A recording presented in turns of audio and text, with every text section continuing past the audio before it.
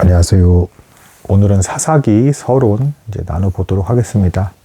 오랜만에 하나님의 말씀 관련된 내용을 나누게 되어서 이제 대단히 이제 영광스럽다 말씀드리고 싶습니다. 오늘은 이제 그 사사기 이제 이 권의 전반적인 이제 큰 틀을 이제 나누게 될 건데요. 이 전반적인 큰 틀 역시도 이 성경 전체에서 말하는 바에 이제 크게 벗어나지 않는 동일한 주제를 갖고 있습니다. 사사기 하면 이제 성경을 어느 정도 아시는 분들은 그래도 이제 읽기가 편한 권이기도 하기 때문에 내용에 대해서 대부분 좀 어느 정도 수월하게 잘 알고 계시는 권이기도 합니다. 그러니까 큰 주제도 아주 명확하게 보여요. 그러니까 인간은 계속 반복해서 우상숭배라는 큰 죄를 저질러서 하나님과의 언약의 관계를 파괴하고 돌아서고 잘못하고 그로 인해서 정말 율법대로 징계와 벌이 내려지는데, 근데 그래서 이제 뒤늦게 회개하면서 하나님께 간구할 때마다 하나님은 정말 그 언약대로 신실하게 이들을 버리지 않으시고 구원자를 보내시더라.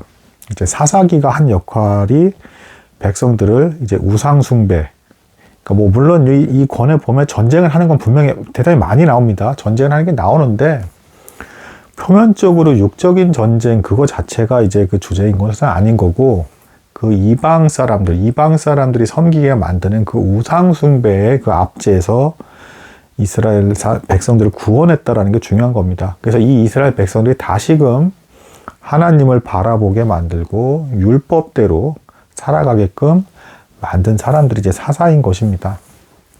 근데 안타깝지만 이제 이 사사들이 사람이니까 죽죠. 그리고 죽을 때마다 이제 다시금 이스라엘 백성들은 하나님께로부터 돌이켜서 또 범죄하는 길로 가서 우상숭배를 하게 됐다, 빠졌다라는 것입니다. 자, 그래서 이 사사들의 활동들이 이제 나오는데 어쨌든 근본적인 구원을 이루지 못했다라는 것을 말해주고 있습니다. 율법조차도 인간을 이제 죄에 대한 것들을 깨닫게 할 수는 있을지 모르겠으나 근본적인 구원을 이루지 못하죠. 이제 그런 성질이 그대로 보여지고 있는 것이다. 결국에는 이 사사들의 불완전성을 통해서 드러내고자 하는 것은 예수 그리스도께서 오셔야 된다. 완전한 구원을 이루시는 분은 예수 그리스도밖에 없다라는 것을 명확하게 이제 증거하고 있는 권이다라고 이제 말씀드릴 수 있겠습니다.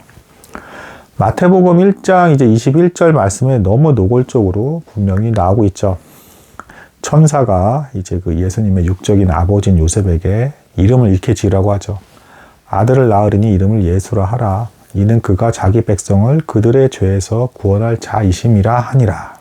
그래서 죄로부터 이제 완전한 구원은 예수로 말미암아서 이루어질 수밖에 없는 것이다. 구약 시대에 물론 그런 그림자적인 역할을 하는 사사들의 활동이 있었지만 이들도 근본적으로 이제 완전히 이제 이스라엘 백성들을 죄로 말미암는 그 문제에 있어서 해결해 주지는 못하더라라는 것입니다. 일시적으로 잠시 정결하고 거룩하게 그 나라를 만든 듯 하긴 하지만 근본적으로 그걸 해결할 수는 없다라는 것입니다. 자, 그리고 이제 사사기를 보실 때 조금 이제 조심해야 될 이제 그런 부분인데, 그게 뭐냐면 인간이 계속 반복적으로 잘못을 해요. 그리고 그럼에도 불구하고 하나님께서 약속을 파기하지 않으시고 이들에게 계속 구원의 손길을 내주십니다. 자, 근데 인간이 워낙 악해서 이런 가르침을 받으면 자꾸 이렇게 적용을 합니다. 그래, 이스라엘 백성들이 이렇게 타락하고 우상숭배를 해도 하나님은 도무지 버리지 않으시니까 나도 이렇게 엉망진창이고 그냥 대충 신앙생활하고 그냥 막 살아도 하나님은 날 버리지 않으시겠거니라는 그런 아주 이제 죄악스러운, 정말로 아주 나쁜 어떤 그 습성으로서 기울게끔 해석을 하는 경향이 있는데, 그것은 절대 아니라는 것. 이제 구약과 신약을 통틀어서 완전해질 수는 없지만 하나님께서 인간에게 죄와 싸울 것을 분명하게 요구하고 계시다. 이 죄를 우리가 이 살아있는 날 동안 육신의 몸을 벗을 때까지 완전히 정복할 수는 없지만, 그리고 물론 이스라엘 백성들도 약속의 땅을 완전히 정복하지 못했지만 어쨌든 하나님께서는 죄와의 싸움을 멈추지 말고 정결하고 거룩한 삶으로 나아가길 바란다. 그리고 이 죄와 싸우는 방식이 신약에 와서는 무슨 이제 자기 개발서처럼 막 이렇게 뭔가 이렇게 노력을 한다라기보다는 적극적으로 하나님을 사랑해서 죄가 비집고 들어올 틈을 자체를 만들지 않은 형태로 이제 영적인 싸움이 이루어진다. 이렇게 말씀드릴 수가 있는 것입니다.